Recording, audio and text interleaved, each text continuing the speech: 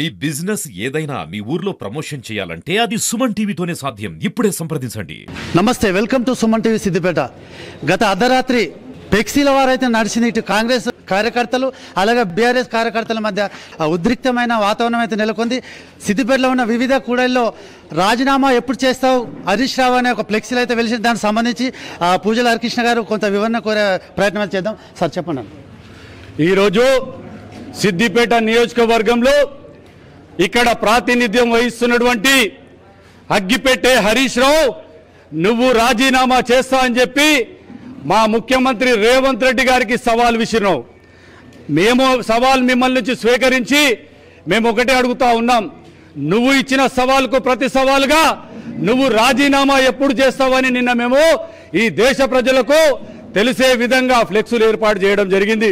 ఫ్లెక్సులో ఏం చెప్పినామయ్యా, మా ప్రభుత్వం ఇచ్చిన మాట ప్రకారం రైతులకు 2 లక్షల రుణమాఫీ ఏకకాలంలో ఆగస్టు 15వ తారీఖు లోపట మాట ఇచ్చిన ప్రకారం మాట నిలబెట్టుకున్న కాంగ్రెస్ ప్రభుత్వం అని ఒకవైపు రాసి, రెండో వైపు ఏమని రాసినాము, అబద్ధాల హరీష్ రావు, అగ్గిపెట్టే హరీష్ రావు నువ్వు ఎప్పుడు రాజీనామా చేస్తావని మేము అడిగినాం. అది తప్ప ఇక్కడ ప్రాతినిధ్యం వహిస్తున్న హరీష్ రావుకు ఎందుకు భయం పుట్టుకొచ్చింది, వాళ్ళ తొత్తులకు ఎందుకు భయం పుట్టుకొచ్చింది?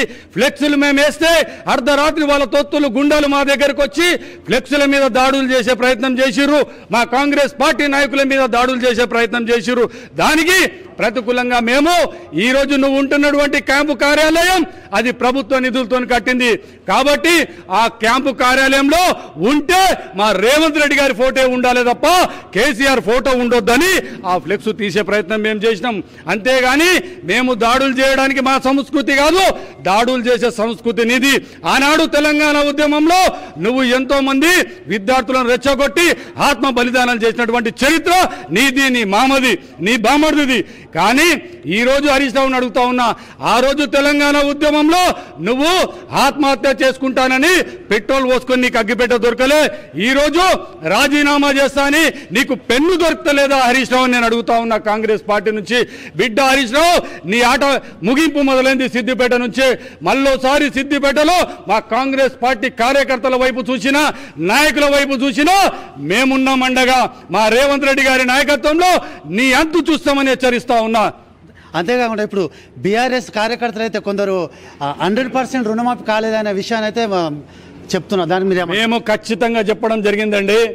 మొదటి విడతలో చేస్తామని చెప్పినాం, 1 లక్ష రుణమాఫీ చేసి నిలబెట్టుకున్నాం.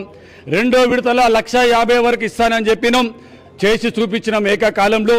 మూడో విడతలో ఎవరికైతే 2 లక్షల వరకు ఉంటుందో వారికి కూడా చేస్తానని చెప్పినాం. ఆగస్టు నెల లోపలనే 2 లక్షల రుణమాఫీ కూడా చేసినాం. అక్కడక్కడ ఒకరికో ఇద్దరికో రాలేని వాట వాస్తవమే. ఎవరికైతే మా ముఖ్యమంత్రి రెడ్డి గారు కూడా క్లియర్గా చెప్పారు, ఎవరికైతే రైతు రుణమాఫీ జరగలేదో వారు అధికారుల దృష్టికి తీసుకొచ్చినా, స్థానిక కాంగ్రెస్ పార్టీ నాయకుల దృష్టికి తీసుకొచ్చినా మేము దగ్గరుండే ప్రతి ఒక్క రైతన్నకు రైతు రుణమాఫీ చేయాలనేదే కాంగ్రెస్ పార్టీ సంకల్పం, రేవంత్ అన్న సంకల్పం. ఈ ప్రభుత్వంలో ఏ రైతు ఆత్మహత్య చేసుకోవద్దని రైతన్నను రాజు చేయాలనే లక్ష్యంతోనే కాంగ్రెస్ ప్రభుత్వం ఈరోజు ముందడుగు ఉన్నది. దయచేసి మీరు తప్పుడు వాక్యాలు ఇప్పటికైనా మానుకోండి. మీ ఉనికి లేదు కాబట్టే ఏదో ఒక డ్రామా ఆడడానికి నిన్న మీరు ఒక డ్రామా ఆడిరు అంతే తప్ప ప్రజలలో ఈ రోజు సిద్దిపేటలో హరీష్ రావు ఎందుకు తిరుగుతలేడు? ఒకటే కారణం, ప్రజలు నిన్ను తరిమి కొట్టడానికి సిద్ధంగా ఉన్నారు. నీకు దమ్ము ధైర్యం ఉంటే రాజీనామా చేయి. రాజీనామా చేసి నువ్వేమన్నావు, నువ్వు ఎన్నికలకు రాను అన్నావు. కానీ మేము సిద్దిపేట కాంగ్రెస్ పార్టీ తరఫున నీకు సవాల్ విసురుతా ఉన్నాం, మీకు ఒక అవకాశం కూడా ఇస్తున్నాం. రాజీనామా చేసి మళ్ళీ ఎన్నికలు రా. ఎన్నికలకు వస్తే ఈసారి నిన్ను ఒడగొట్టి ఇంటికి పోతే మా పేరు కాంగ్రెస్ పార్టీ నాయకులమే కదని హెచ్చరిస్తా ఉన్నా. ఇప్పుడు బీఆర్ఎస్ కార్యకర్తలు కానీ ఇక్కడ కాంగ్రెస్ కార్యకర్తలు కానీ ఇప్పుడు పోటాపోటీగానైతే ఈరోజు అంటే అర్ధరాత్రి జరిగిన సంఘటనే కాకుండా ఇప్పుడు కూడా అదే విధంగా రోడ్ల మీదకి పోతున్నారు. అంటే ప్రజలకు కూడా కొంత అశాంతి అసౌకర్యానికి గురి చేసే సందర్భం అవుతున్నది. మేము ఎట్టి పరిస్థితిలో ప్రజలకు కానీ శాంతి భద్రతలకు కానీ మేము ఎట్టి పరిస్థితిలో భంగం కలగకుండా ఈరోజు మేము ముట్టడి చేయడానికి పోతలేము. మేము హరీష్ రావు ఇక్కడ ప్రాతినిధ్యం వహిస్తున్నటువంటి సిద్దిపేట క్యాంపు కార్యాలయం అది ప్రభుత్వాన్ని, మా ప్రభుత్వ ఆఫీసు మాకు దక్కాలని మేము పోతున్నాం. అక్కడ మా ముఖ్యమంత్రి రేవంత్ రెడ్డి గారి ఫోటో పెట్టడానికి పోతా ఉన్నాము, అంతే తప్ప మేము దాడులు చేయడానికి పోతలేము. కానీ టీఆర్ఎస్ పార్టీ నాయకులు కాంగ్రెస్ పార్టీ కార్యకర్తలను నాయకులు గుండాలుగా భావి మాట్లాడుతూ ఉన్నారు. నిన్న ఒళ్ళు దగ్గర పెట్టుకొని మాట్లాడమని చెప్తా ఉన్నా. జాగ్రత్త, ఈ 40 ఏళ్ళు మీరు సిద్దిపేటలో దొరల పాలన కొనసాగిస్తూ కాంగ్రెస్ పార్టీ నాయకుల మీద ఇష్టం వచ్చినట్టు కేసులు పెట్టి భయం భ్రాంతులకు గురి చేసినటువంటి మీరు అప్పుడు మీ ప్రభుత్వంలో పోలీస్ శాఖను మీ చేతిలో పెట్టుకొని కాంగ్రెస్ పార్టీ నాయకులు ఎక్కడున్నా బైండ్ ఓవర్ చేసిన చరిత్ర మీది. కానీ ఈరోజు కాంగ్రెస్ పార్టీ నాయకులు క్రమశిక్షణతో మాకు రావాల్సిన అన్యాయం గురించి న్యాయం గురించి మేము పోరాడుతూ ఉన్నాం. అలాగే ఫ్లెక్సీల విషయంలో అర్ధరాత్రి పోలీసులకు తెలిసే జరిగిందని కూడా కొంత అభిప్రాయం అవుతుంది సార్. ఇది తప్పుడు విషయం. పోలీసులకు తెలిసి జరిగిందని మాత్రం మేము అనలేము.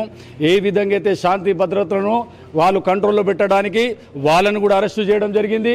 అధికార పార్టీలో ఉన్నటువంటి కాంగ్రెస్ పార్టీ నాయకులను కూడా అరెస్టు చేసి ఇప్పటి వరకు ఉంచడం జరిగింది. పోలీసులు కూడా ఎక్కడ కూడా వాళ్ళు ల్యాండ్ ఆర్డర్ పాటించడం జరిగింది. ఇక్కడ మరొక కాంగ్రెస్ లీడర్ ఉన్నారు, చెప్పండి సార్.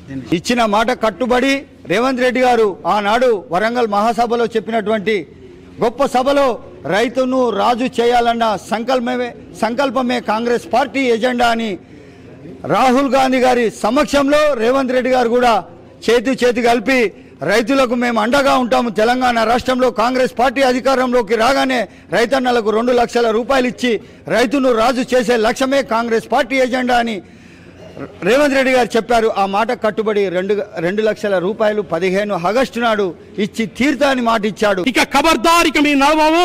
మా రేవంత్ అన్న గారు వచ్చిన ముందు మీరు చూడండి, ఇంకా జరగబోయే కార్యక్రమాలలో ప్రతి ఒక్క కార్యకర్త కృషి ఉంటుంది. ప్రతి ఒక్క కార్యకర్త సైనికులుగా పనిచేసి ఇప్పుడు వెళుతున్నాం. ఏదైతే మా హరికృష్ణ గారు చెప్తా ఉన్నారో ప్రతి ఒక్క సైనికులం కదులుతాం. విన్నారు కదా, పూజల హరికృష్ణ ఆధ్వర్యంలో గత అర్ధరాత్రి కొంచెం వారైతే ఫ్లెక్సీల వారైతే జరిగింది. వాళ్ళ ముఖ్య డిమాండ్ ఏంటంటే క్యాంప్ ఆఫీసులో ఖచ్చితంగా సీఎంది ఫోటో ఉండాలనే వాళ్ళ ప్రధానమైన డిమాండ్. అందులో భాగంగా కూడా శాంతియుతంగానే మేము ఫ్లెక్సీని తొలగించే ప్రయత్నం చేశాం, కానీ అంతకుమించి ఏం లేదని వివరాన్ని ఇచ్చే సందర్భం అయితే చేశారు. Cameraman Anjith, Bhupathi, Suman TV, Siddipet.